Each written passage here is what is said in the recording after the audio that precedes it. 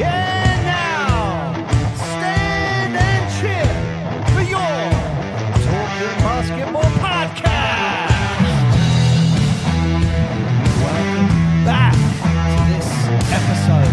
This is the second part of the double header. If you haven't heard the first, go back and listen to it. If you can't be bothered, that's all right. Just keep listening to this one. Hopefully you enjoy it. Don't forget to like and subscribe.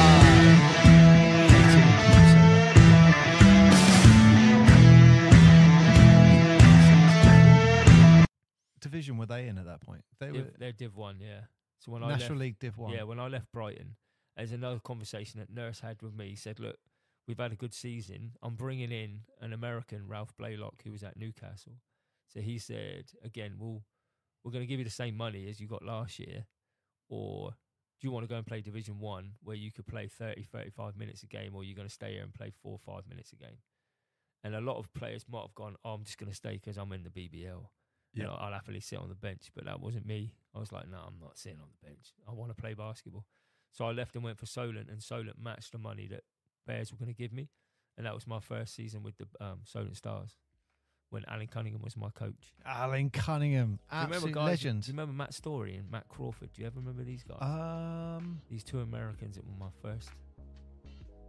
Matt Story was a complete scorer. Matt Crawford was a big man. They were I've probably seen them. I don't recall the names, but I would have been there. Yeah, I would have been there. On the old hoops, the hoops that you could get a dunk on. Do you remember the hoops before they were the thick, heavy ones that I used to have?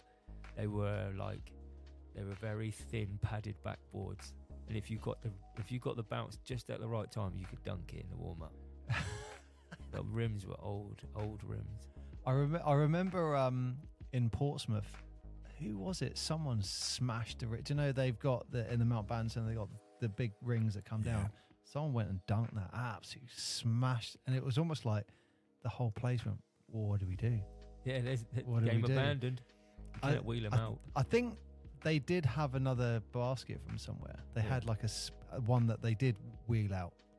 I'm sure they did. Toys R Us one. But you put the water in the base, but lower it down. Yeah, I remember as a kid seeing all this glass on the floor. But so in those days, was that the old Fleming Park? The Solent Stars. Yeah. The old Fleming Park. Alan was my coach. Alan was a character himself. He's a funny guy. Yeah, he's a hard globetrotter. Alan was a funny guy. He was a Harlem Globetrotter. Yeah. He used to look at him and think, dude, your shoulders are so wide. He's a big guy. He was all right coach. He used to fire us up.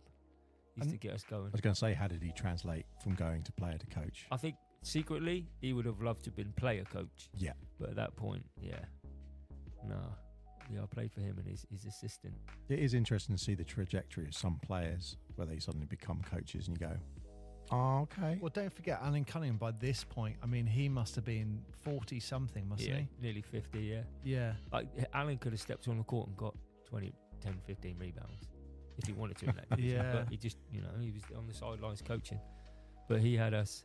That was my first experience training at 9 to 11 in the evening.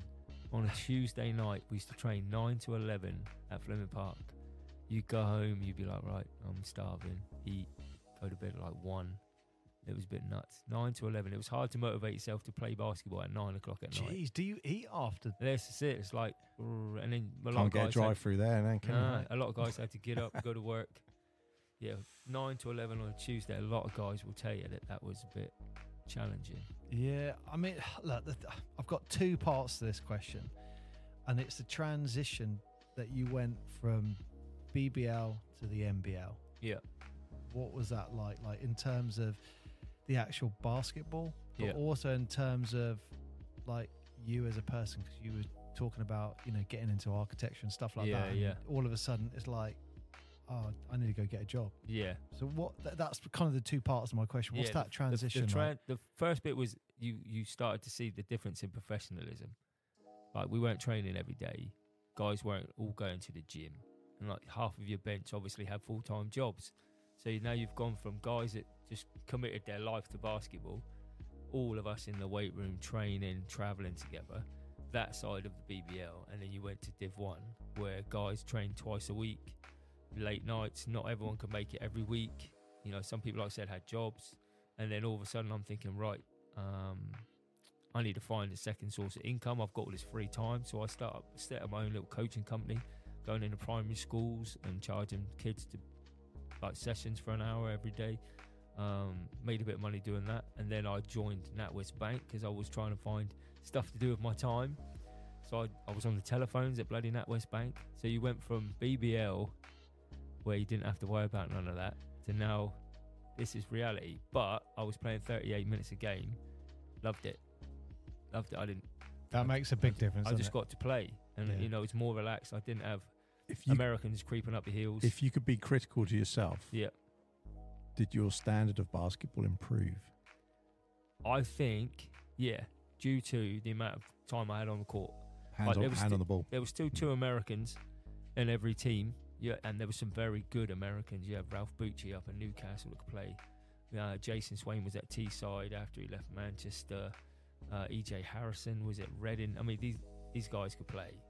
So every team had 2 Americans that kind of just equaled themselves out, and then whoever had the best British team was going to win it. And it was always the likes of Manchester were very good at the time, Manchester Giants, Reading Rockets that were quite tough at the time. So and then you had the London United, the younger boys from London coming through the ranks. So it was challenging. I felt it more competitive in Div 1 than the BBL. Oh wow. Yeah, just because everyone was kind of like on it even. You know, the playing field was a little more even, whereas the BBL, you had some very good Americans, and you were kind of fighting it out with London Towers. Birmingham Bullets were pretty tough, and then ourselves. Manchester Giants were massive at the time, and Sheffield Sharks. They were just drawing in all of the top athletes. So Division 1 was fun. I don't know why this popped in my mind, but please tell me when you're working at the bank, when you phone someone and someone's like, Mark Jackson? No, you're not allowed to say that. It was interesting job. I worked at 9 till 2. I used to be like, hi, welcome to NatWest, how can I help you? And then you have guys go, how much money have I got in my bank? And you'd have to tell them. And then they'd be like, you took money out of my account. I didn't take it out of your account. Some direct debits come out, mate. It's your problem. But then there'd be times where someone's talking to you and you'd just be like, I'm done. And you just like hang up on them. So I was that guy. Or if it rings, the phone's ringing and it's like 3 minutes before clocking off time, that phone's just ringing. No one's answering that phone. Or double click. Yeah. Yeah. That would have been amazing. You're talking to someone saying, I recognise your voice. I worked for NatWest. Wow. Did you? 6 months. What, on the phones? No, well, I actually, weirdly, I got behind the till a few times. Did you? Not. Yeah. I was there to do the IT because when they merged with Royal Bank of Scotland, they were merging their systems. That's right, yeah. And I got some random temp job for 6 months as part of doing that project. Yeah. They were then getting short-handed and they were like, do you want to jump on that? I was like, I don't know what I'm doing. Yeah. That's fine. All you got to do is just take these things and swipe it from here. And they literally gave me a crash course one afternoon. Just do this stuff. If you're not sure, just ask the person next to you. Yep. Seriously, and they're like, yeah, because we haven't done this thing yet and whatever. And if you're bored, and I was like, yeah, all right, I'll do that. Yeah. They wouldn't let me. It's weird. They wouldn't let me do some things, but they're quite happy for me to handle people's money and put it in and out their bank. Makes no sense to me at all. No. I was like, just get me out there to chat to people. Yeah. No, you can't do that. It was nuts. They used to make you go to work in bloody shirt and tie and trousers. I'm like, I'm on the phone here. Why do I need to be wearing shirt, tie and trousers? It's a bit daft. But you did it. It's just extra money. So I find it fascinating that you were enjoying your basketball more because you got more court time. Yeah. And the minutes make a big difference. It makes a huge difference, don't they? Yeah, because I was able to play the one and then play my style of basketball as opposed to backing up Americans and just you'd always back in the BBL used to be like, right, don't mess up. If you mess up, you're probably coming out. Whereas in the Division 1 it was a case of I was more not the superstar-y type word is a bad word, but you come down from the BBL, you are a BBL player, you're given more responsibility, you're allowed to be more freedom, you can play your way, you didn't get grilled out as much as you would have done in the BBL if you turned the ball over once or twice. You know, you were seen to be we need you to score, you've come down to help us. You're now like there was 5 Americans in the BBL and there's 2 Americans in Div 1, you were kind of like on that caliber with those Americans. You've come down to help. So yeah, you had a bit more freedom in Div 1, which I enjoyed. And so what happened then? So how long did that transition between the Solent Stars and the Trailblazers? So I was there I was probably at Solent, I don't even know how many years, 4 or 5 years yeah, maybe. it was a while. I was there a while, yeah, because it was local, loved playing it. Flemmer Park was buzzing. And then, I don't know what it was, whether it was politics or something with the owners, and it just didn't feel right. And then Sylvan Donu came in as assistant coach for Solent Stars when I was there, and I really loved playing for Sylvan. And then we were just having some conversation, and we didn't like the way the club was being run at the time by the men's setup. It was separate from the juniors, and we didn't like it was being organised. So we said, let's just set our own one up. Because I was coaching for Blazers at the time. So you had Blazers junior program, you had Solent's junior program. I was playing for Solent men, but I was coaching for juniors at Blazers. And I knew the committee quite well, and I'd been there for years coaching, and they always said they wanted a men's team. So we were like, let's just set one up and see what happens and enter Division 4. So a lot of the guys left Solent and came with us. So Anthony Rutter, David Butterworth. And we took half the squad. Yeah, we took a few guys that were just like, it's not for me. I don't like the way it's being run. So we went and played for Blazers in Div 4. We went in 16-0 with Sylvan, like Div 4. Oh, this 16-0. So yeah, this is where. When I look at it, I think, man, we went 16-0, and then you go, it was Div 4, and we'd come down from Div 1 type thing. Some of the players, so we should have won. How do you keep your skills up? Yeah. In that instance, because if you're there steamrolling everyone, people take their foot off the gas. Yeah, it's tough at times. But yeah, going 16, that was league and cup games. It was fun to play. Because I was playing now with kids I either coached, like David Butterworth, and there was a kid, Dan Clark, came back from America, who was very talented. And then we had Sylvan, Paul Silcox. We had a good team, and Sylvan was at the helm. So then we won Div 4, moved up to Div 3, did well there. Obviously played you guys at Portsmouth, in Division 2. Div 2, I think you come up, and then after that's when I retired. It was a bit case of, right, I'm having a family now, time to, call it a day and stop playing. But then the itch comes. So everyone will tease me and say, you've retired like twice. How many times are you going to retire, Jax? You've retired like twice. Because I quit and then I came back and played. Then I had another season off, then I played. I just can't stop playing. Yeah. I don't think you ever retire, man. You just keep playing at different levels. But the thing I would say about Jax is his actual ability. I mean, look, he's an ex-BBL player. His longevity and his skill. He played for Hamble, a local league team, against a National League Div 3 team in a pre-season friendly. And this was, back in September? August, yeah, you were there that. watching it. They carved. Yeah. These young athletes were running around us. But, and I was watching the game, doing a bit of media, and then I was watching a bit of the game, and I was stood there with Steve Davison, and we were like, you can see Jax's ability, with no disrespect, at 47, arguably the best player on the court still. Against a National League Div 3 team. It was like just the handling, the passing of the ball. It was like you could still play National League if you wanted to. Don't listen to him, Mark. You could still play National League. Man. Look, that's what I said about LeBron. I think it was the last episode. I said, the older he gets, the more respect I have for him. Yeah. Because I appreciate his acumen. Yeah. And I appreciate what he brings to the game. They're the subtleties. It's the looks. Yeah. It's the way you hold the ball. It's like when someone does a great presentation. Yeah. And they pause. And they wait.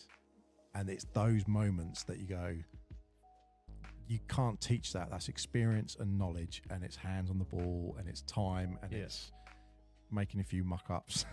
It's also having a breather. Hold the ball, you have a breather. Yeah. Well, but that whole, even to that mentality of get the ball, dribble.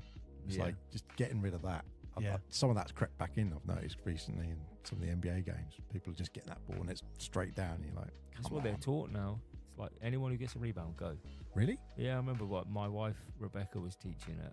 She was coaching at Oakland Wolves. She did a little bit of coaching, and when she lived in London, and they're taught whoever gets the rebound at junior level, just turn and go, and everyone just fills a lane. There's no positions anymore. It's all positionless basketball. So you get it and go. You can run to the corners, you run to the slots, but now everyone should learn everything. People are using the corners a lot more certainly in the senior games. Yeah. Across all of the leagues, Yeah. Eurobasket, everyone, they're all using that bottom corner now. You can't leave shooters. Like everything changed when it went to no help defense on the ball side. Yeah. Someone drives baseline, you can't help off a corner, you stay at home. There's too many shooters now in the corner. So their mentality is you don't cheat off the help side. How do you defend that?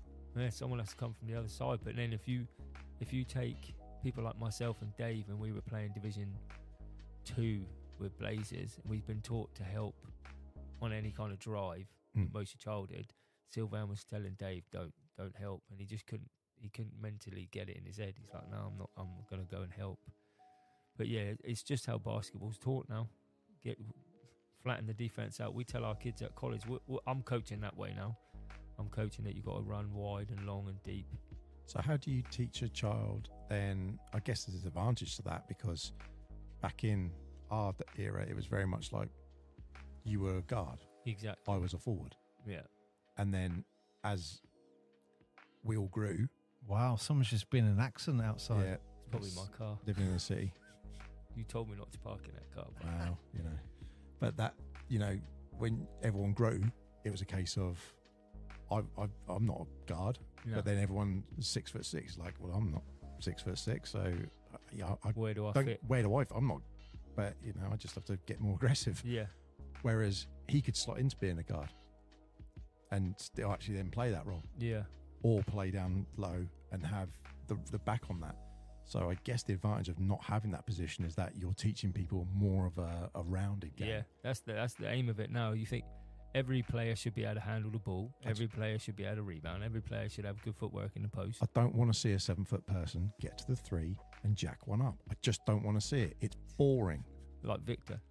It's boring. Guy's 7 foot plus, They're man. He's 7'5", many games. and they're No, like, not, though, are they? yeah, well, they're 3 for like 12. That's or the other something. thing that I watched. 3 and I 12, saw I an think. interesting post saying, I think it might have been Barkley or Shaq or someone that said, everyone's getting excited about seeing this 7'4" Victor in the league, and it's like, don't act like that's the only time you've ever seen a 7'4" guy in the league. Like Bol's been in the league some time now. Manute Bol's been in the league, but it's because he's 7'4" and he handles like a guard and he plays like that's what's so unique about him. Literally, I saved that today. No word of a lie. There you go, Manute Bol looking at Look Barkley. at that, Barkley and Manute Bol. I'll never forget Manute Bol when he caught the ball and put it under his leg. He like wrapped it under his leg and then passed it. Yeah, Those are the old school videos. Do you remember those VHS? Like dazzling Brothers, dazzling yeah. dunks and Barcelona boopers. That's Jam the one I session. remember. Yeah. Or Come Fly With Me when it first come out. And then went to the M1 mixtape. Yes. There's another good documentary. So many That documentaries. was a good one. And The Rise and Fall of AM1, isn't it? do you know what? The Full of Love for Basketball from Kobe, that one. Yeah, that's good too. Superb. He did a great job with that. It is very interesting how even people who don't play basketball can appreciate those in particular. A lot of sports you have to, I don't know if anyone would watch necessarily a football documentary in the same way they'd have well, maybe football's disadvantaged because that's pretty much a universal sport, but there's not many other sports like cricket or rugby or any of the other ones don't lean into it the same way people do with basketball players for some reason. I don't know why that is. So I completely lost what your point was there.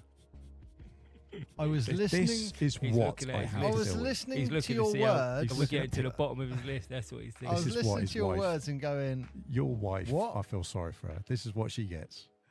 All you Oh, heard was... dear. "Mwah." "Oh, I was listening. I was trying to work it." Anyway, right, Jack. So Yes. we're at the Trailblazers now. Yeah. So you've retired 5 times, and then so what was your favourite team? So you've played Thames Valley Tigers. yeah, Yeah, BBL Thames Valley Thames with, Valley Tigers. with the best kit ever made. Particular year? Just the Paul James. second year when Tony Christie come in. I had a good bond with TC and John McCord. I got to play with him. Yeah, just the camaraderie. I had big Stuart McKay, the Martin Godfrey, this dude bootleg selling DVDs out the back of his boot. Yeah, it was fun. That was the fun team, yeah. I think with PJ. Don't get me wrong, I had fun on all teams, but that one was where I felt most at home. Like the fans was ridiculous. We used to play at Bracknell Leisure Centre. It was called the Pit because it wasn't the nicest place. Now you look at some of these arenas like Caledonians and Sheffield's new arena. Man, it was Bracknell Leisure Centre. The floor was like concrete, but if you were in there, it was rowdy. Brilliant. The guys were right on court side. It was rowdy. How many would you get in there? No, we're not talking thousands. We're talking, I don't know, 600, 700 maybe. But they were loud. You can make a lot. And it was make a lot of noise. And it was an intimidating place to play. Yeah, we used to play some teams back then. When you look at the stadiums they have now, we used to play Derby Trailblazers in some small pokey leisure centre, and it was loud. They were rough and ready team. Then I think probably the biggest arenas we played in was like Manchester, the MEN. Birmingham had what's the Birmingham one? It's EIC or something like that, Birmingham. But we played in some big arenas in Brighton, but Bracknell Leisure Centre was rowdy. People used to hate coming to play at Bracknell. Yeah. I remember hearing someone about the Portsmouth FC basketball club days saying Bracknell, it was the Bracknell Tigers in those days, saying it was always a tough away game. It was always just the home crowd was just like a bomb going off. I like the name The Pit. Yeah, man, I used to love it. In the pit. And then when we went to St Mary's, when we were Trailblazers, we were trying to find a court to play in, and we had to go to St Mary's Leisure Centre in Southampton. And to me, that was the Pit, because that was a dive. Like, if you put the ball in the centre circle, it used to roll to the corner of the sports hall. You're like, this is not even level right now. But then all around the top was the balcony. So it just struck me as like a high school American gym where the kids would be up there. And our juniors used to be up top, and they would just be banging on the boards. I remember Brixton coming 45 minutes late to tip one time. Oh, wow. Yeah, and they were, for whatever reason, they were late, and they were strolling in because they were Brixton Top Cats, and our kids were just letting them have it. They were, ooh-ah, yeah, and these guys were looking around to say, what the hell is going on here? And then, we ended up smacking them as well. But the kids would just let you have it. St Mary's was quite a loud place to play. So what happened there then? Why did the game just go, like, you've lost the game, you're late, you're lost? Oh, yeah, they just showed up for the tip late. Well, they knew they were coming late. They just held on to the game, and the game started late. I suppose it'd be amazing as a coach if they walked in the gym and the ref was like 3 minutes. Yeah, that's what you want, isn't it? Yeah, that's like But I remember I learnt a rule when I was at Thames Valley. We got off the bus late against Derby, and I learnt the rule that because I used to go out we used to get changed real quick, get out there, start getting some reps up. And he said, no one step on the court until we're all ready, because they're going to say as soon as someone steps on, they're going to start the 20 minutes. So we all had to go, wait in a change. We walked out as a team, stood on the side of the court and stretched like off the boards. So off the laminate floor, the wood floor they put out with the poster boards. We stood around behind the boards and stretched. And then when we were ready, we stepped on. And then they were like, right, we'll give you 20 minutes now. Wow, never thought of that. They didn't want us to go out and get loose because somebody wouldn't get 20 minutes. There's another level, Mark. I know. Yeah. Another level going just on. all those micro adjustments, isn't it? You got to make for those things. Yeah. Well, Mark, I got a good transition, and again, I try not to blow smoke. Please don't. In Jax's direction. Yeah, please don't. But my interaction with Mark genuinely was always, he's the main guard on the opposition, always. So it was like, I'll be honest, for 20 years, it was like, oh, freaking Mark Jackson. That was my thought process with Mark. And it was a bit like what you said about LeBron. And after a while, the longevity, and you get to a point, I suppose, when you mature, you start appreciating it a bit better. And I remember, and this is where the transition is, I remember there was a GB Masters tournament. Yeah. And for me, it was a bit of a switch where I started to think about Mark in that way, was when you started talking about your health. So you were... Worcester. Yeah, Worcester. So there was a GB tournament. I was playing for, I think, Solent or Winchester, whatever they were called. You came up with Alan McDonald and that, didn't you? Playing with Winchester. And you were part of the GB setup at that point. Yeah. And yeah, and you telling me about your health and stuff Yeah. like that, and that's where it's like, shit. No matter what, you know, you want people who are clearly amazing basketball players to be playing and not worrying about their health. Yeah. And that's for me when the transition switched between Mark being a competitor and me rooting for him almost in a way. I don't know if that does that make sense what I'm saying. Yeah, I know what you're saying. Yeah, as a fellow basketball player. Yeah. Yeah. Rather than seeing each other as competitors, we're more of a community. Yes, exactly. So, I mean, do you want to tell this story with? Yeah, I don't mind. I Yeah. get it. Yeah, I think a lot of people know I had a brain hemorrhage, so I was in the gym, just literally working out at Pure Gym, getting ready to go to these Masters, and then a blood vessel just popped. Yeah, it was a bit random, so I felt like I had a headache and an earache. Thought I had a migraine, so I tried to drive home, and then was convinced to ring 111. And pulled over, and then the ambulance came and got me and took me up. They said, yeah, you had like a subcranial hemorrhage. You just had a blood vessel pop. So they said, literally, you're one of three.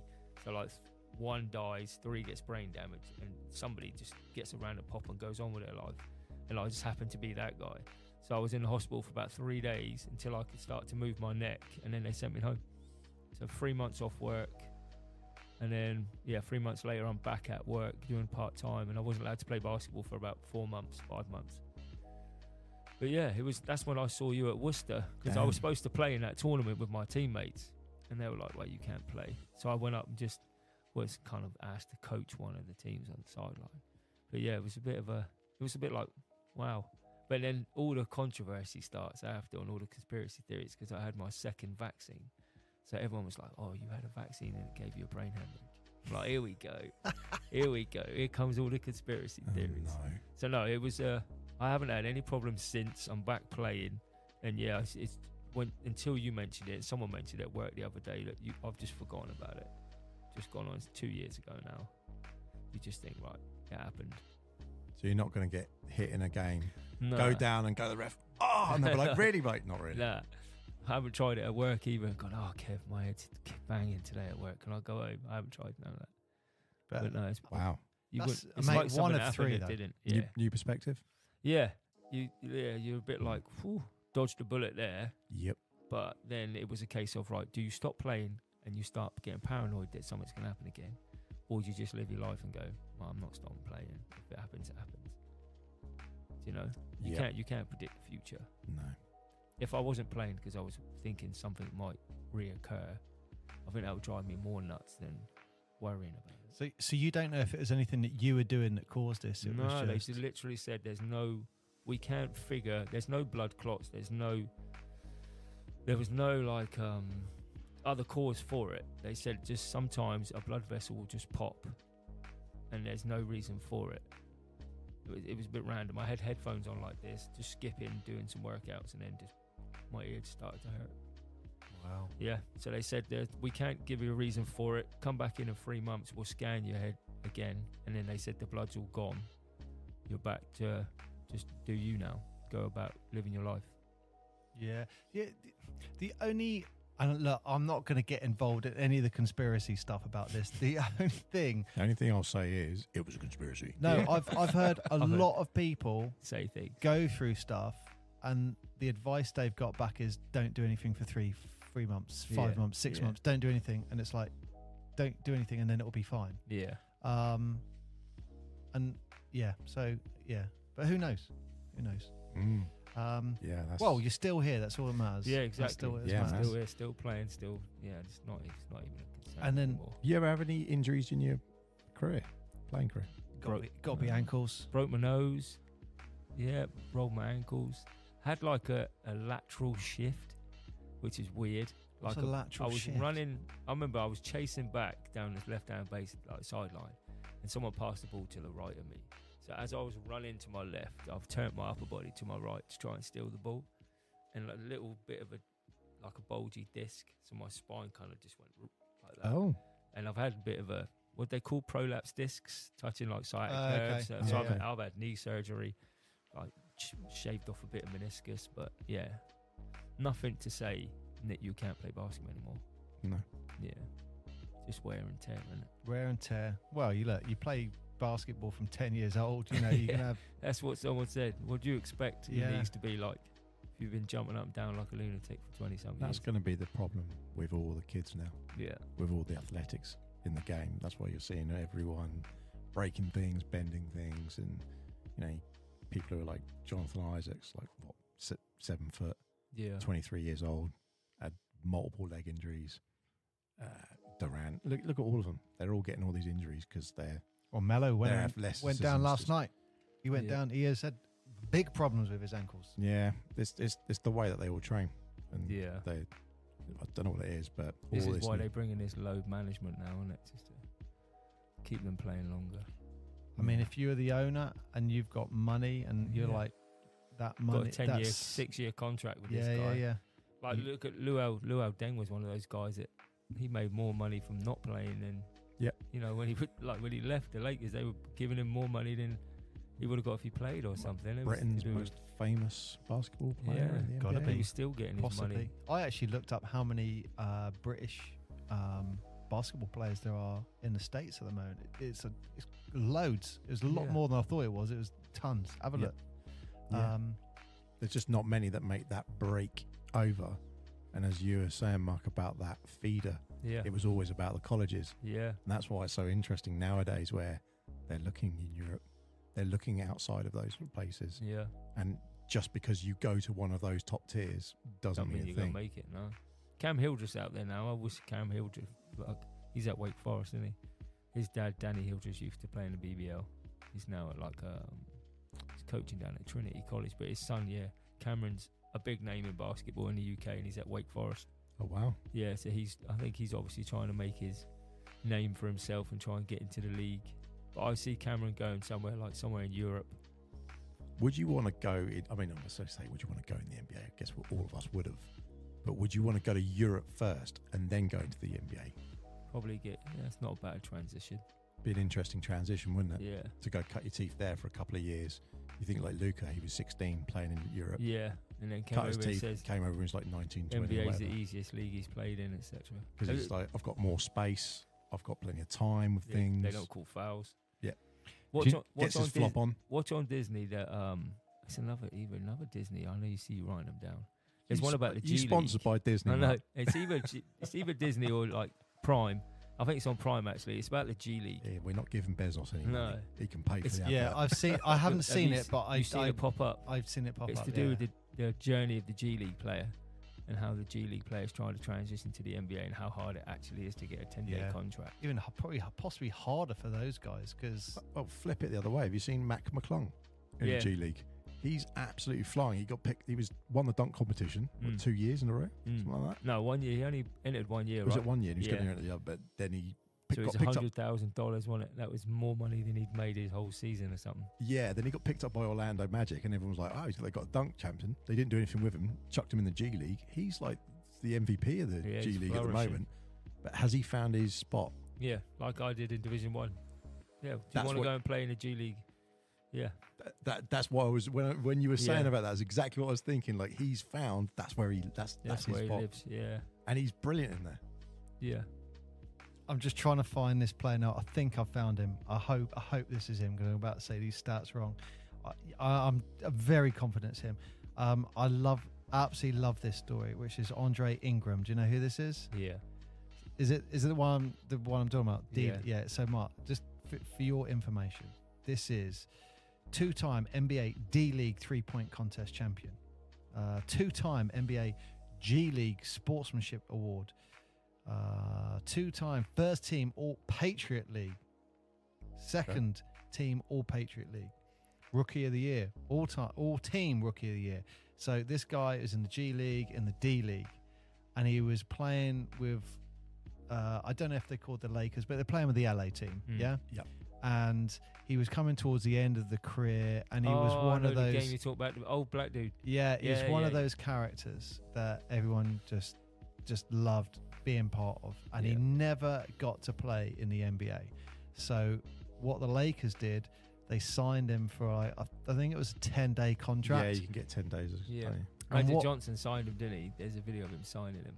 And what was amazing he came into a game and I think he hit like 3 or 4 threes he or hit something 4 like that. threes. Oh, Yeah, really? Very unorthodox shot, but Yeah, he got the ball. checked in. Bam, went in. Everyone, bam, went in. And all of a sudden, He everyone was had a like, great game. "Oh man, this guy could he's hitting his shots." I can't remember which it was. It might have been Chris Paul that met him at the halfway line when he checked in and gave him a high five. I can't remember who it was, but someone gave him some respect when he checked in the game. Yeah, but he was. If you hit that one for that first 3, if you hit that 3 Yeah. and that goes in, I'd be like, that's it, take me out, I'm done. I want to live with a 100% 100% record. He was nearly 40, wasn't he? I remember him. He had like little grey tints in his afro. I can't remember what number he was, but maybe it was 22. Might It might have been 22 or 24. No, you can't no, be no. 24. No, 22. Maybe it was 22. I've got a feeling that sounds familiar. But it was a great moment. And then I think they actually played him for a second game, and then it wasn't as memorable, that one. No. I think Not he spectacular. threw up like three shots, none of them went in, or something like that. But anyway, that story popped in my head whilst you guys were talking about that. But going back to that transition, so Yeah. right, FIBA, Yeah. GB, Yeah. what's all that like for you? So, you know about the program because you were trying to get into it as well. Trying, Yeah, you were in the 40 plus, aren't you? yeah. So the FIBA GB came around after these Masters tournaments that we will all go to in Norwich and play. Nicky Shaw sent out a post saying there's a European Championships coming up in Malaga. We want to send a team from Great Britain. So they had trials. So we went down to Kent and I tried out in Kent, and there was one in Manchester. And then they collectively brought a bunch of 40 plus guys together, ex-pros like BBL and NBL players.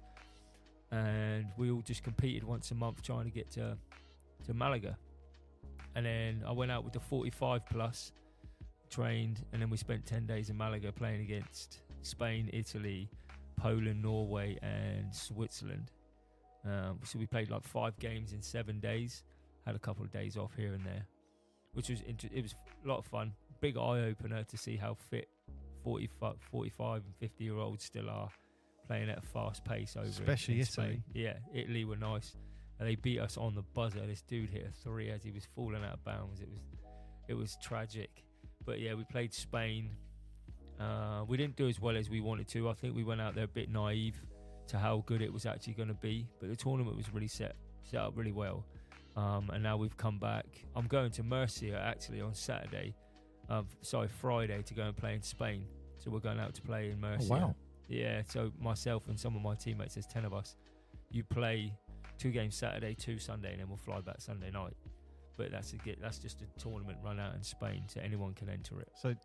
So for your information, you'll get Masters tournaments in different countries, Yeah. all over Europe, all over the world. But you get the European Championships and the World Championships will just be a set thing. Yeah, So because they just literally announced today, the FIBA just announced the Road to the World Cup. It's not World Cup, Road to the Olympics. Yeah. And they just announced the 4 places it's going to be. And it's going to be in Valencia, San Juan, Riga, I think it is, and a place I can't pronounce in Greece. Oh. There's the 4 countries. And that's going to be the feeder for the Olympics to go in for France. Because that'd be quite cool next year, wouldn't it? Yeah. The Paris Olympics. yeah, is that what? Do they base the World Championships of the Masters on that? No. What I'm saying is it's the same thing where they do it in different places. They have it in okay. different countries. Yeah. And that's all the qualifications, all the feeders for everything. Yeah. So It's this good. one It keeps next on its week, toes, doesn't it? Yeah, It keeps yeah. it moving. this one next week's in Spain. Yeah, we're going to Murcia. Yeah, we fly into Murcia, and it's a place just down the road, Cartagena. Is that how you pronounce it? I always spell it wrong. Catania. Yeah, so we're going down there to play. So there's 10 teams in the 45 plus.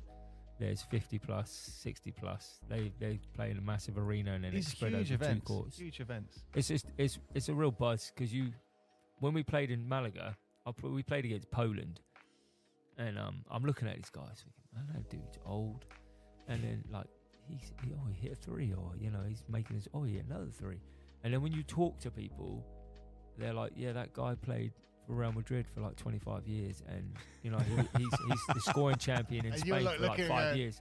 And you think, what, that guy? And then you start appreciating who's that guy? You want to Yeah. know more about these guys in this team. Like, where did you play? So when we watched the Spanish play, you found out that 3 of them played for Real Madrid, and then they went to the NBA, and you're going, But I'm on the court with these ex-guys that made names for themselves, and they're still 40, 50-year-olds playing. I mean, there's 70-plus age group out there. Like, do you remember Ken Walton? Yeah. Ken Walton played 70-plus. These guys are getting Wow. up. Don't get me wrong, they're not getting up and down like rapid, but they're getting up and down the court. They're not doing alley-oops. They're playing zones, but they're moving the ball and shooting it. They're getting after each other. They're still just as competitive, like wrapping the ball up, trying to rip it off each other. They're 70, still playing hoops. And like, you think about it, I would never have thought at 50 or 60 I could still play basketball. So you can a retire stage. every 5 years and come back and go up. That's it. So yeah, 2 more years I'll be playing the 50-plus. Hopefully they'll be a bit slower. My goal is to remain quick so I can run around 55, 60-year-olds. If someone in the BBL now said to you, Wow. Jax, Whoa. come back, Whoa. BBL. you got a 10-day contract, Like, you're mad. you're going to come on You're crazy. and we're going to hook you up for a shot. I'll just get a green light. Would you take a 10-day contract right now? Go do BBL. No, my wife would kill me. I get Let's just say responsibilities it's now. 10 days. Yeah. You got 10 days. That's Depends it. on which team it is. If it's London Lions, I'm all Ooh. there. I'm there. I'm going to live in Canary Wharf for 10 days. My wife can come with me. You go, I That's what I got, I We've got got an free holiday Uber. for 10 days, babe. Free Uber. I'm going on a London tour. But Elliot- you get a 10-day contract. It's not about the money. It's about you got a 10-day contract. So you know there's a fixed limit. You get to get on the court and go and play at that level. With. Yeah, and I'll be well up for that. Just to play on a floor with no lines. Playing. I said to you about missing the bus. The bus journey is one thing, but I also miss the buzz of the crowds. Like, you play local league now, Paul, and it's like there might be 3 people sat on the sideline on a bench, and you're sat there going, "Why am I used to do this because I wanted to win, but also to please the crowd and get the crowds on your back." Or like if you're away and you hit 3 and they boo, you're like, "Yeah, bring it on, keep booing." And you want the crowd was one of the reasons why you played. But now you sit and you think there's no one in these school gyms, and we're just playing in the school halls With badminton lines. Yeah, so you have to take a different look at it, different approach. I spend most of the time playing for handball, joking and laughing on the bench with guys. And it's like they're trying to concentrate on the game, and I'm just bantering everybody on the bench. That's been part of the team as well, isn't it? You know, like you say about the competitiveness. But the thing you've always said about it is it was almost more about being on the team as being in the team. Yeah. You're part of it. It's part of something. There's a Yeah. camaraderie, and everyone wants to win. And there's a game time, but there's also it's bigger than that. Yeah. Yeah, and like the away games, like you said, the travelling, sitting on a bus. People think you sat on a bus for 4 hours. And it's like it was such a laugh. Yeah. Just- So what's the camaraderie of FIBA like then? Yeah, it's pretty good. My 45-plus team, we all get on. We all went to Malaga. There's obviously some issues that went on over there. We've lost a couple of guys, but we retained the core group, and yeah, everyone's just got each other's backs. It's quite nice. And Like, there it's are just a bit more rivalries within civilised. that because there's some not of you would have now. played. Yeah, there's not now. There was. You might have seen. Like, I was training with people like Steve Gale that was at Wereham when I was at Solent. Steve Ogan, Jimmy was playing with us, and he was at Towers when I was at Thames Valley. We all knew each other. Like Jason Swain's now playing with us, and he was at Manchester. But there was never. Yeah, now I think we've all realised we're old farts now, and whatever bee you had in your bonnet when we were playing is not there anymore. We're just all happy to be playing hoops again. Yeah. And playing with people that have played professionally and have the same sort of IQ as you, but also aware that they've got to get over themselves a little bit. You're almost 50 years old. You should be grateful to be playing the game at 50 and not have some sort of prima donna. You can't be a prima donna at 50. Sorry. So that sort of timeline, you're talking around pandemic and everything as well. Yeah. How much do you think the pandemic attributed to the bringing the love back in the game, or getting on the court and that sort of stuff? Yeah. Was there Because I guess A we little didn't bit. have it for a year, didn't we? No, About a year, the wasn't it? pandemic was. FIBA trials were before COVID. Yep. So we went and tried out as a team, and we were like, right, we're going to Malaga. And literally the year that they went into lockdown was Malaga. So we built for a year to get ready to go to this tournament, and they were like, it's not happening now. So we were like, brilliant. So we've worked really hard for a year. We're not going now. We've now got to wait for the pandemic to get over. So we couldn't train during the pandemic. So we were doing essentially just working out at home, Well, trying to keep in touch. you could if you're outside. Yeah, that's it. Yeah. That was the stupidest Let's rule see. they came up with. If you go into a basketball gym, only 6 of you are allowed in the Yeah. gym. If we meet down the the park, we can all go. and we play. were playing 5 and 5. Yeah, they couldn't manage it. It was daft. So then we didn't play. So then we just waited. They did like these online challenges where we all tried to do fitness things on Zoom. And then we started our league out of lockdown. And then I played in that league that I arranged to get everybody playing again. And that's when we were a bit like, right, let's go. So there was always the goal of the European Championships. So that was what kind of spurred me on to get through the pandemic. I feel like I was in pretty good shape during the pandemic because I was doing workouts every day in the garden because you had nothing else to do, eating better, but you couldn't shoot hoops. That was the annoying thing. We set up this Facebook page called Lockdown Trick Shots. So me and 3 of my mates set up Jason Swain, Craig Soul, Chris Wright. We set up a Facebook page. So we sent it out saying, right, if you're at home, send us in your trick shots. So people were shooting out of the window into their back gardens and sending us video clips, and we tried to design a T-shirt that we would do like a winner. We went live one time in the garden. I played horse against someone live in the back garden. Yeah, we tried to keep it going that way. Yeah, we live horse game. I played with my mate Craig Sorrell down in Bridport. He went live and we were just playing like horse. We were dunking on these low hoops and he had to copy my dunks, and then we were shooting off the wall with eyes closed and people were tuning in to watch it. It was a bit of fun, but that got us through. Is that still going now, like trick Nah, shots? see, Oh, that's a shame. There was a Facebook page. I didn't know anything about businesses of Facebook page at that point, and we were trying to sell a T-shirt, like just saying, if you want a trick shot T-shirt. And then apparently, because we set it up as an advert, Facebook said that was a breach of their their regulations, where you're trying to sell stuff without going through their platform. So we got banned from running that page, and as soon as we come out of lockdown, it just kind of fizzled out anyway. But it was interesting while we did it. Well, he hasn't played on the podcast world's most famous basketball ring yet, has he? No. Well, No. not too far away, and you'll be on it. Yeah. Yeah. Taste, taste the glory. How many guests we've had on now? Got to be Don't know. 10, 15, something like that. Yeah. Only 2 people have scored on that ring. Who are those 2 people? Steve Ware, Fury legend, and Emmanuel Davis. Yeah, E-Man, E-Man. He hit the okay. last. He is there's third, wasn't it? Yeah, it's the 3rd shot. I think do it on the ring second. closest. The second one, he almost went in as well. Oh, almost isn't in, Mark. Well, that's what she said. So Finba, I mean, I've said this before. I personally don't think there is anything cooler than the Finba GB stuff. Like, No, yeah. you know, you're playing for your country. Yeah. You've got everyone in it together. Yeah. You've got the under 40s hanging out with the over 45s, the 50s, and stuff like that. Yeah. We get Keith White on the show. And all these things, and then you go together, and you know you're all supporting each other, and then you go for a swim in the pool and have a beer. I just don't think there's anything cooler, and for me that just sums up the spirit of basketball and what it's all about. Yeah, we all stayed in the same hotel, hung out. I mean, we used to go up to the rooftop pool in the mornings and do like rehab. Guys were like walking up and down in the pool, and then other teams would come up and you'd all hang out. So yeah, it's really good. They have an opening ceremony. You'll experience it when we go to Italy, but they do like an opening ceremony where you walk around the arena with your flag and stuff, and everyone claps, and That's very cool. it is quite cool. And then the whole point is to socialise. They normally set up like 2 or 3 social events. Like the Swiss ran a party last time, so you could buy a ticket to go to their parties, and they threw a party, and there was like at least 2 or 3 parties that were run by the organisation. So then all of the teams go to the same nightclub, have a few beers, have a few drinks, see each other, chat. Like even the Italian team that we played on the day, that night they beat us by 3. That night in the club, they're all wearing their Italy shirts and they're coming over, their arms around you. Let me buy you a beer. Let me buy you a beer. I'm like, dude, you just beat me. Get off me. But they honestly don't care. They're just like, you have a beer, yeah? You're very good. You have a beer. So it was pretty cool. And look, Mark, just put this in perspective for you. Is you've got what 10 teams maybe from GB going over to the tournament, but then you've got I don't know, say 10 teams in each league in each division. So it's a load of people.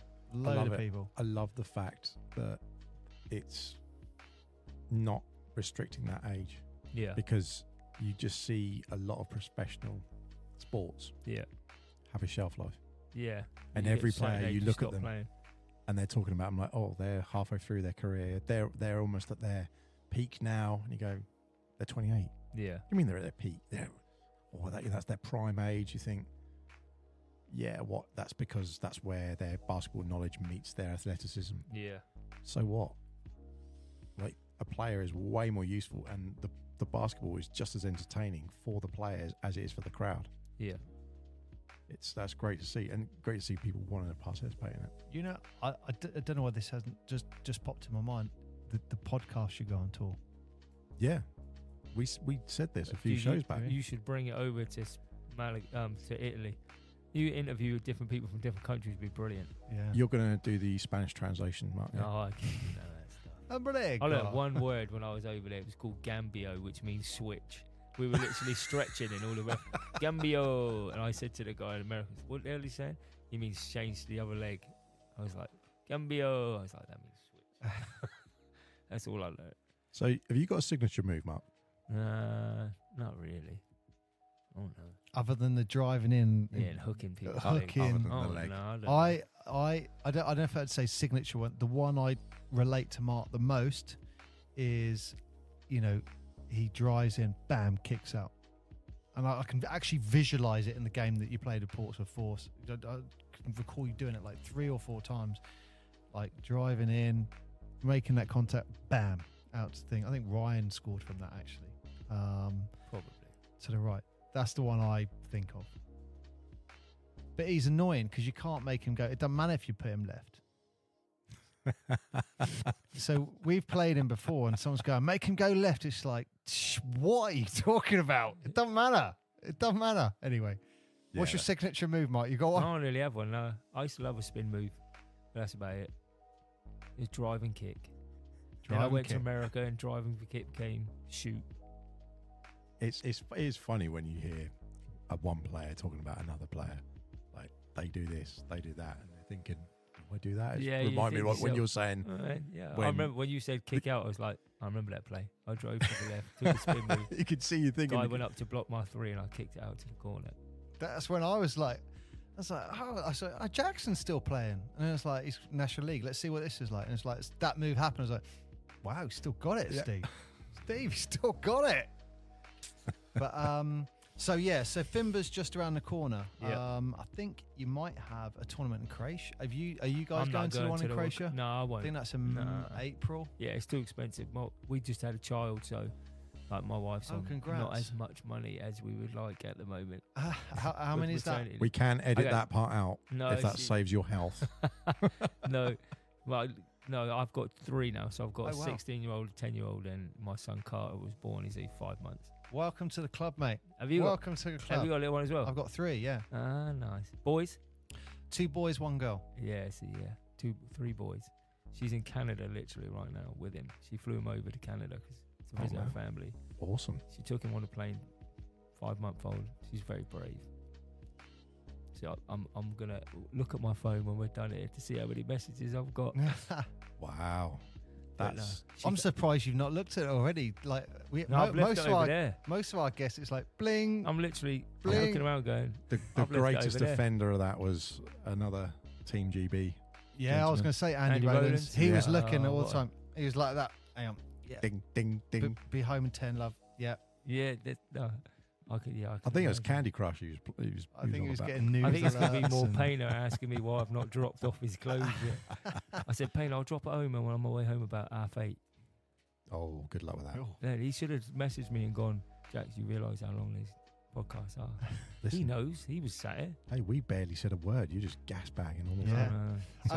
Well, I don't think we'll be doing our due diligence if we don't say, if there's anyone listening who wants to sponsor GB, by all means, email ukbasketballpodcast@gmail.com and we'll get you, we'll put you in touch with Nikki. Yeah, they're looking for sponsors, aren't they? Yeah. So even if it's a small amount, even as low as something like £200, £500, £1,000. I think that's the categories that they're hoping to do. Yeah, It's nothing really. It's like a kit sponsor or shooting shirt sponsor. Yeah, because I mean, I think it goes without saying. You touched on something there, and you mentioned to me off air a few weeks back about, I've got to go out to this place. Yeah, but it's a bit expensive. Yeah, people are paying to go represent the country. This is it. Yeah, and I saw something recently about where money sits from Sport England. Yeah. and where money gets funneled into different sports. Yeah. Your basketball doesn't get anywhere No, like the funding. it's ridiculous. Compared way to down there. even it gets lower than horse riding or yachting. Yeah, these privileged sports. Is it above badminton? Oh, I haven't checked that.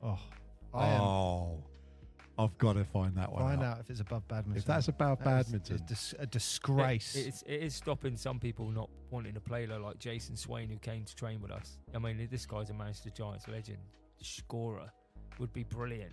And his one words are, if he has to pay basketball for Great Britain, he's not playing.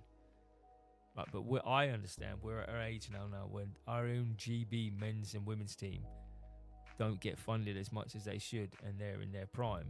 Like, I understand. I don't expect Great Britain Association to pay for me to go out, even if it's a contribution. Like, if we get sponsors, it cuts my fee in half. Yep. Brilliant. I'm willing to pay for my flights out to Italy if something contributed towards my hotel. Yeah. You know, if they gave us all our clothes for free, that's saying something. Yeah. Like our 2 match kits, our tracksuits. If that was free, I could live with that. You know, because I think it should be. If you're going to make me wear your logo, give me it. if he does get in, I want your missus. I'm going to say you got to video him unpacking that. No, I my understanding is you. I think they give it to you and do it like a little thing. No, I need it because you're going to be crying. Maybe. Yeah. Let's see. There's You're a lot. giant There's a lot man, baby. You're There's going a to lot of cry. sessions. There's There's a lot of gonna be sessions to tears. go. I'm looking forward to you coming out now, man. It's a lot of fun, dude. Well, he might When come we as were well. You staying never at the know. same hotel. We meet for breakfast in the morning and hang out. And The only way I'm getting on a pitch is if they still allow streakers. Other than that, there's man, there's like, you'd have to make your way around the place. There'll be like 10 courts going Oh. on. There's like literally 10 or 12. what are the courts like? What are The ones in Spain, they're nice. Because obviously Spain's They vary. massive for basketball. Some have got arenas around the outside of them. Some are just like leisure centres. They vary. Some have got like 3 courts alongside. Yeah, Spain, they were, how many courts? Yeah, there was one. There was like 6 venues in Spain spread over, and there was coaches taking people to and from the games. But yeah, I reckon my theory of if you want basketball and a few other sports like ice hockey and stuff, they wanted that to really take off in lots of other countries. It is just building arenas. Because he said, like, if you had 100 million, he'd buy an arena. Like you said about Caledonia and stuff. Yeah. If Portsmouth had a decent venue that was 2,500, 3,000 seat at least, maybe 5,000, a proper arena that you could do multi-sports or whatever's going on in there, you'd fill it. Yeah.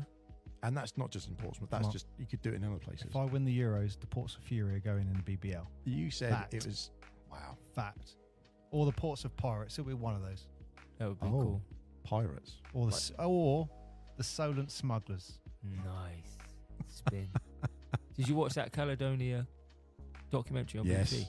Really good. That billionaire just came in and was like, wow, just make it happen. Yeah. And in like 2 months' time, there's an arena built. That is like Glasgow Rocks.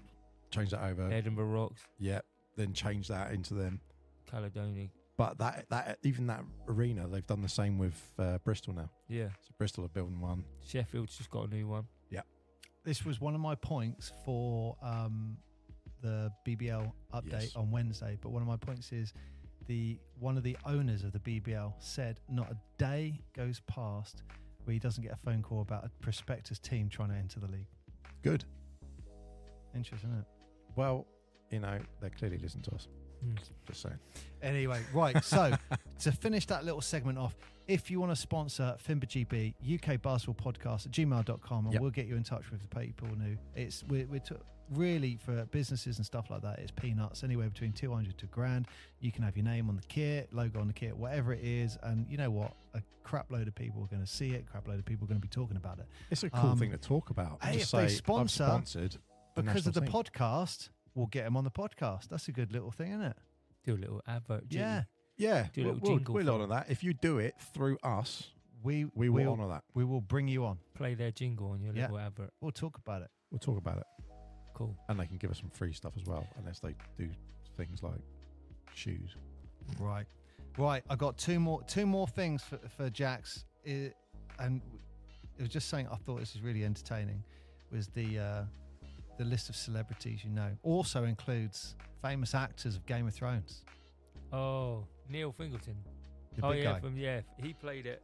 Neil was at Thames Teesside, 7'6". This guy was huge, man. We used to come into reception and play him, and he'd be stood in reception lead centre, and his head would be turned to the side so he could touch the ceiling. But he was massive. Yeah, I played one season against him. If I'm right, I think he played in North Carolina. I think he played at UNC. And then like you say, he was the ice giant in Game of Thrones. Wow. It's nuts.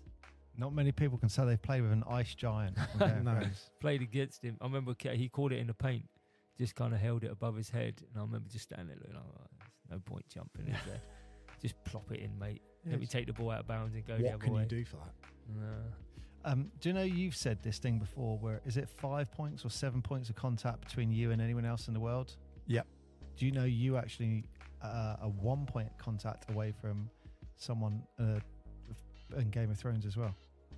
Me? Yeah, you and me, which is Alfie Allen. Played Theon Greyjoy. You haven't watched Game of Thrones, Theon? have you? Oh my God. No, I don't watch it. What? You know Theon?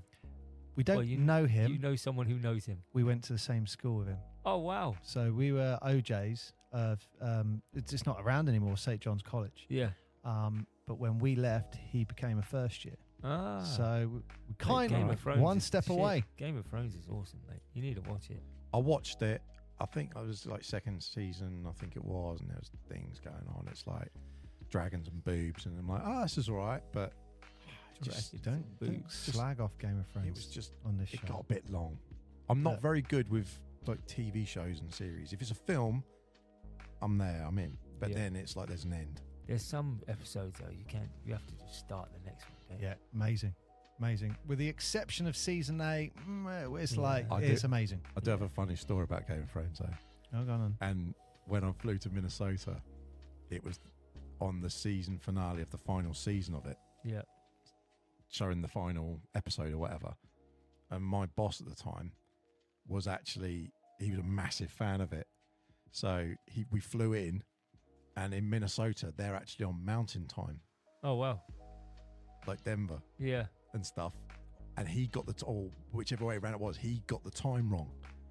So he put the telly on thinking, I'm going to watch it. It's coming on any minute. Oh, live, you mean? Turned it on, boom, and it was right in. There's a certain scene 20 minutes before the end or Oh, whatever, no. and it gave it away. And he was like, "What? It's on?"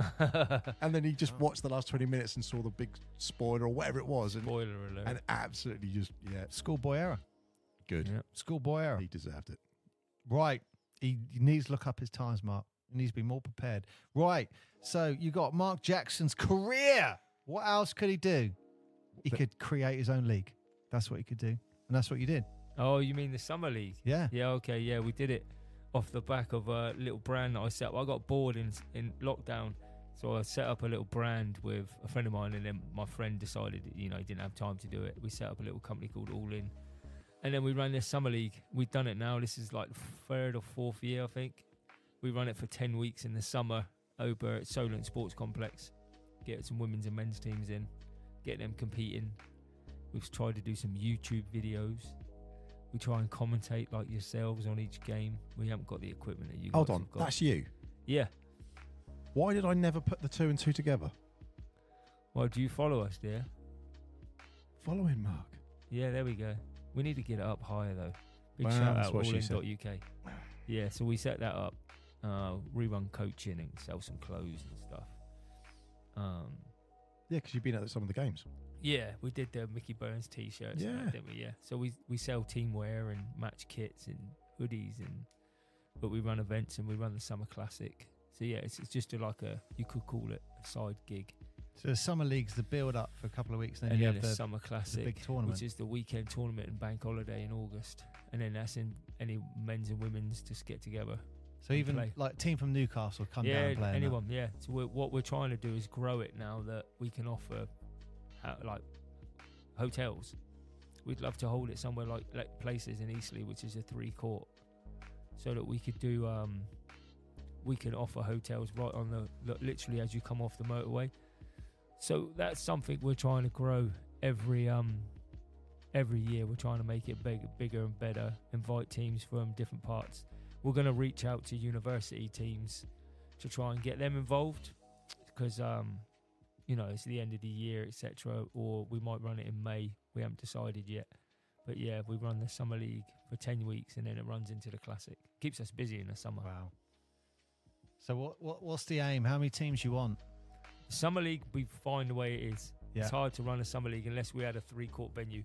We were looking for a partner of sorts to help us financially to run the league, to take care of like the hall hire. Because if we wanted the facilities of the places for 3 courts, we could get way more teams involved. And we don't want to charge the teams an arm and a leg to play. We want them to play and then not have to worry about that stuff. But yeah, 12 men's teams and 6 women's teams we had playing over 2 courts from 6 to 10 on a Thursday night. But we'd love to have a... You can spot the player who's arranging a tournament, because they're like, I don't want the players to have to do this. Yeah. I want the players to do that. Yeah. It's like, I want to play it. Exactly. You've got the players' head on going. Whereas Right. someone who would just be like, I'm pure chairman, they would like, no, they can pay. That's all right. We want the Bring your own water. big corporation partnership to come in on us and be on long term. Are you going to offer sponsorship on those? We offer out sponsorship for the weekend, put on team shirts, and we put banners down the side of the court, this, that, and the other. So there's opportunities for companies to advertise. And generally, if they advertise one year, there's a board made for them. It generally goes up every year. So it's like, you can, even for 500 quid, you'll get your board up, but your board will probably go up every year. So you're going to benefit that way. And if someone wanted to like get in touch and sponsor, where would they go? You could email us at, you can email me at mj@allin.uk.com. So that's my email address, or info@allin.uk.com. Anybody wants to get involved with it, or the website's www.allin.uk.com. Allin.uk.com. Yeah. Well, everything I've heard about the tournament, everyone was raving it from Portsmouth and stuff like that. I think there was one team. We had Portsmouth Jam from our summer league. And you had the uni guys went up as well. The uni guys. So that's some of the Fury players went up there. Yeah. Everyone gets a summer league jersey that's reversible. They all wear, so they don't wear their own kit or t-shirts. We give them a vest, so they'll get a flip side like a practice jersey, white, and a coloured side, and they wear those in their games. Oh, brilliant. Yeah, so it's all logoed up and branded up. Yeah, what I like about it is you get all those characters come out as well. So you get like Mark's playing the Teasdale brothers, Steve Davison, but they're also playing with the university guys from Portsmouth, who some of them are National League players. So the actual standard is pretty good. You get some Americans that are over at Portsmouth. You get some Americans that are at Bournemouth.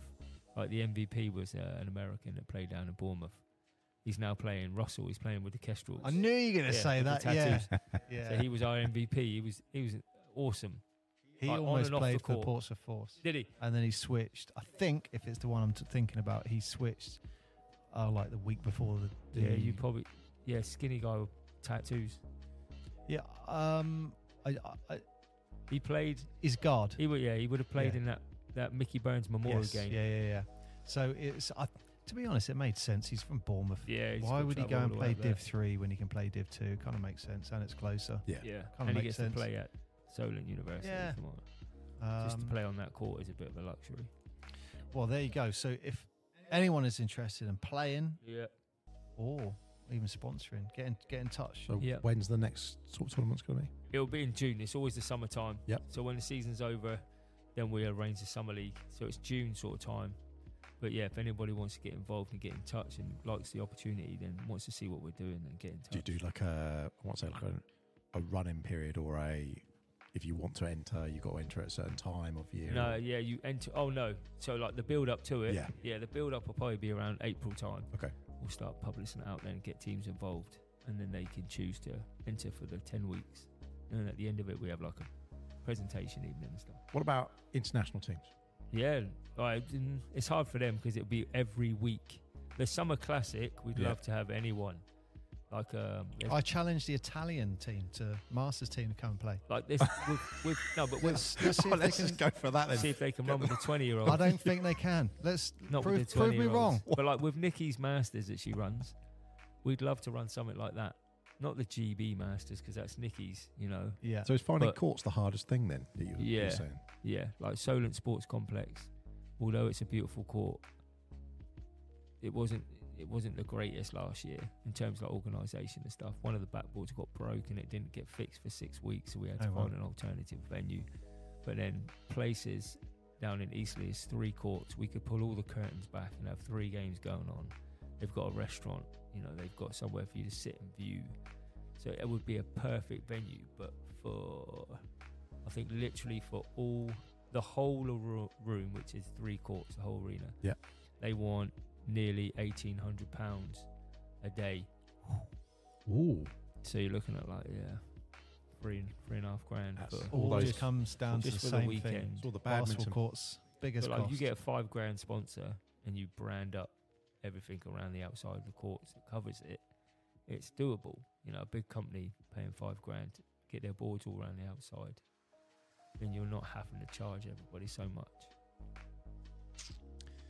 Yeah, that's a real. Again, goes back to venues. If there's venues, there's arenas and And then places you need to do it. refs. Then you need refs. Because obviously, you look when you're in the States. I'd imagine at college level, even the college teams, their stadiums are massive. Yeah. That's the college. More money. Yeah. Well, maybe we'll sponsor next year. You never know. That'd be Wow. awesome. I know you're looking in the. You can come and commentate. You can Yeah. capture the games. Yeah, I'd love to do that. You'd be saying, brick, another brick. Although, actually, you say that, but I shouted airball That's what and got a dirty look from the ref at one of the Force games. Wow, you are sat. You know, Because of with- where I wasn't sat. Officials, I wasn't sat with the official. I was up by the door, and then someone did it, and it was like, airball. Yeah, they didn't like that at all. It was like, I'm not an official. I'm not anywhere. I'm No. just someone You come watching. to the Summer League and commentate the Summer League. It's fun. Elliot Yeah. Dads and I sit behind the microphone and we just rip into everyone. Are It's you? fun. Are you is this commentating live or Yeah, so I- commentating onto YouTube? Just live, so both, the I guess. iPad's set up and then we've got the little microphone. So we go live on YouTube Oh, and then we okay. commentate live while it's going on. Yeah. Oh, well, yeah, definitely. It'd I'm be up for fun. that. I'm up for we'll that. get you down. It's a lot of fun. I really enjoy, and half the reason I did it was because when the Portsmouth Force started the National League setup, I just wanted to be involved in something, even if it was just turning up with a big drum. I just wanted to be involved in it. Yeah. You know, I can't play that level,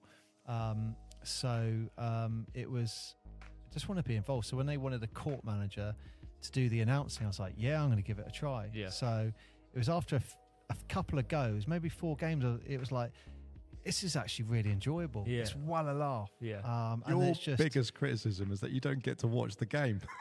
That's the thing he Yeah, moans it's tough about the though. most. Because you end up just watching and then you forget what you're talking about. it's play by play. Yeah. That's your I mean, you'll probably understand what I mean by this, but you're so focused on the play. Like, I have my hand on a button here. Right, someone scored. 3, 4, Mark Jackson. Yeah. That was an American accent. I It should have was. done that. But yes, you're really focused on the play. Yeah. You've always said, like, I want to just go sit in the crowd It's and great enjoy to the see it, atmosphere. experience it. Just Read the tactics, wonder what's going on. I do love it. I really love the intros. I don't know if the intro for the away team, I've got this. Who are you? Who? And it repeats that. And I'm just really monotone. Like, number 9, Mark Jackson. Yeah. Number 12. Like that.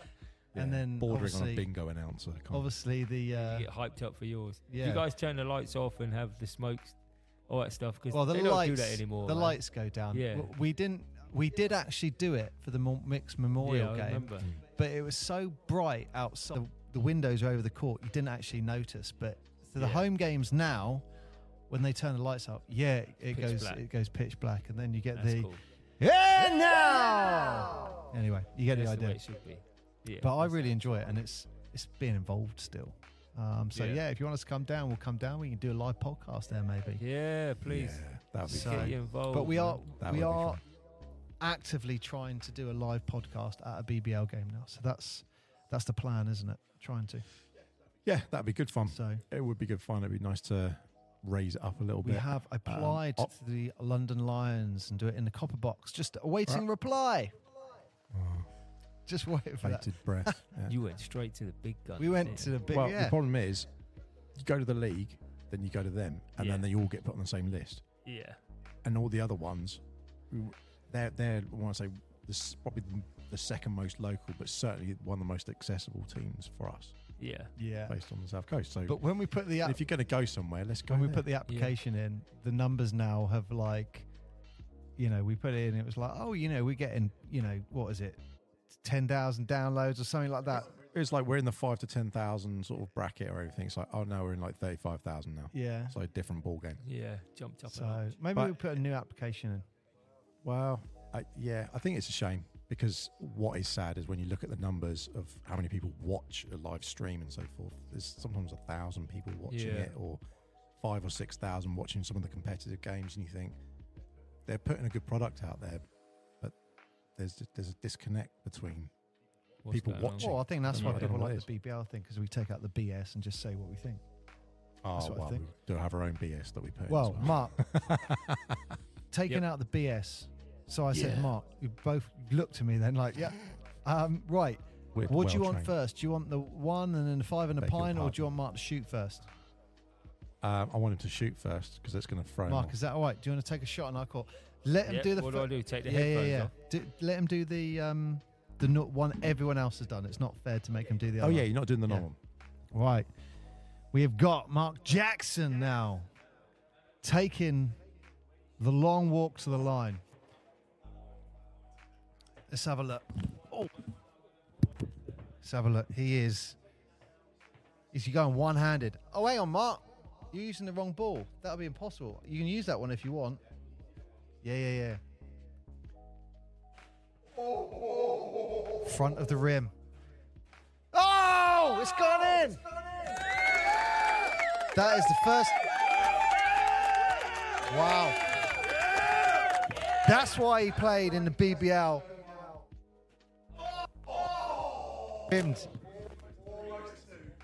Rimmed out.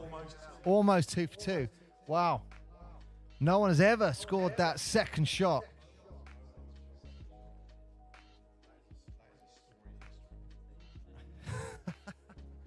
Because I haven't answered in the last 10 minutes. Yeah, we are totally leaving Well, that in. I made the second one. That was maybe, all right. Mark, we should rename the second shot the Mark Jackson shot. That's Or the Mark Action Jackson shot. That is it. It's got to be. The Action Jackson. Yeah. The Action Jackson. Thanks, Mick Burns, for cursing me with that name, Action Jackson. Do you want to say that story as your last story? That's my Where the name came from. Right. Mick Byrne, Brixton Topcats, Kiss FM, underground station at the time. Spin move, Action Jackson. That was it. DJ said Action Jackson. Mick He would Burns have picked was up on that. Oh, Action Jackson. And that was it. He just ran with it. Cheers, Mick. And he'd have been calling you that to take the mic, Yeah. and then it just stuck. And it stuck. Next time he saw you, did he say, hello, Action? You're right. Yeah. That's all you used to get after that. Action. Action. Legends. Right. Mark, over to you. Sorry. Mark Chester, over to you. So, you know the drill. You've listened avidly. Who are you passing the ball to take that clutch shot? Michael Jordan. No hesitation. I know it's a cliche, but I've seen him. Matt, MJ. Not going for a modern player, you're going MJ. Yeah, because Is there a year of MJ? I think others, I don't think they all have the killer instinct like MJ. MJ couldn't care less if he missed or not. He was shooting it regardless. Yeah, that's true. I'm going with MJ. Okay. That's a nice and easy one. The tougher one. 5 and Pine. You got your 5 players and your 1 on the bench. And because you're a coach, the rule is you have to pick who's coaching. I'm really intrigued to see what he's going to say, because Yeah. your BBL history here, NBA history, players he's played with, who's he going to go for?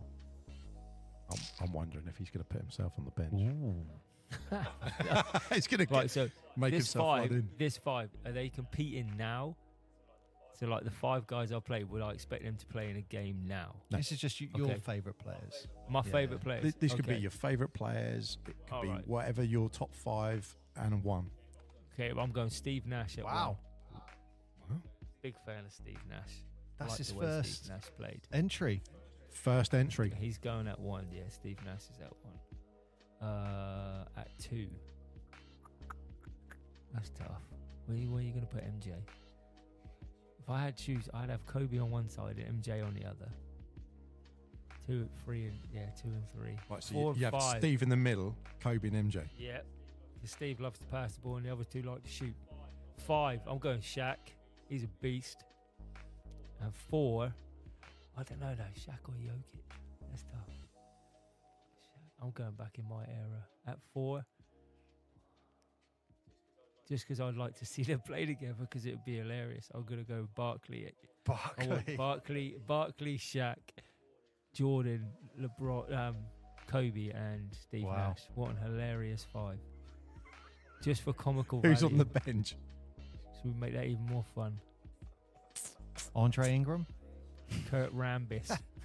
Kurt, oh my Kurt lord. Rambis. You brought him up actually, didn't you? Kurt Rambis on the bench. Just for comical You brought him value. up about with the mullet. Yeah.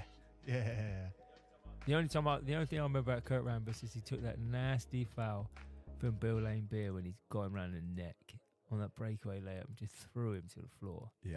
And he got up and tried to fight. No, it's not Bill Lane, but that man. was a Oh, Celtics. it was Rob Parrish. It was Robert It's, Parrish. No, it's McHale. Kevin McHale. McHale, that's who McHale it got was. him around the throat. That was after Bird turned around and said, you played like a bunch of sissies. Yes, And then McHale's like, We'll have some of let's that. see. He put Rambis on his ass. Yeah, there you go. There's an interesting 5 for you. Who's coaching? Alan Cunningham. Wow. The legend. The legend. I'd like to see. Wow, you've I'd like to see, stitched Alan up there, I'd haven't like to you? see Alan trying to manage that lot. How are you going to manage that? Jordan playing with Barkley and Shaq Yeah, and Kobe. yeah. Like who like literally Steve Nash, who's going to pass the ball to? He's Is no winning. Yeah. If you pass the ball to Barkley, actually, that's the comedy move. Who are isn't you it? subbing off for Kurt Rambis when he comes on? Shaq. We'll just take Shaq out, give him a breather. Oh, dear. That's hard. I needed time to think about that. 5, my top 5. There's so many to choose. That's a conversation to have for. But we An have hour. so many different people. But look at it. Ryan did who was playing together, didn't he? He really took that analytical. Yeah, that's what I'm saying. Who's going to have the chemistry? That's an hour-long conversation right there. I'm fairly sure Ryan put LeBron straight in, didn't he? Yeah. Yeah, he would. Straight in. Yeah. Yeah.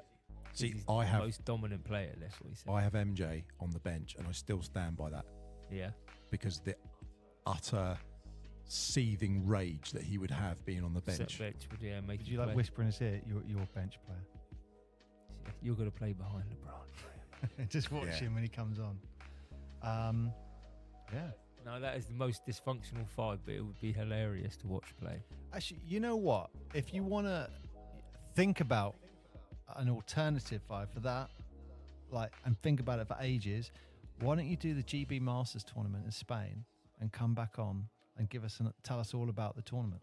Yeah, do I'm that. up for that. Yeah, it's cool. And then, that. And I'll and have then a you can have a proper think of proper my 5. I'll pick the 5 Italians that probably play that. No, I'd have a better 5, yeah. No, I'm good.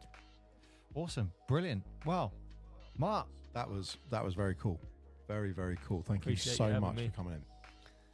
It's fun. Thanks for having me. Whenever you want. Yeah. Yeah. So Press that button. I'm in charge of these buttons, but I'm always kind of trying to work out when to press them. So Mark, thank you very Yeah. much for You're coming welcome. on the podcast. That was a great show. That was brilliant. That was a great show. Yeah, and that'd be really cool if you come back in. Tell us more about your decisions in life and basketball. Yeah, cool. Well, I hope it's been fun for you. No, I've I had hope a it's great been time. fun Thank you. for all the listeners.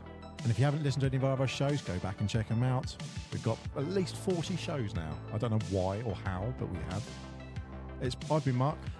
It's been Paul. Yeah, I've been Paul. And if you play badminton, just don't. Just don't do it. Mark, Ever, are you ever again. Oh, Mark's in on the badminton. I like playing it for a bit of fun, but the Lions have no business. It's like a Oh, child's being sport, on the isn't it? court. That is a terrible thing to end on. I don't mind playing badminton. It's a tough game, but then Lions don't need to be on the court. You just crossed the line right there.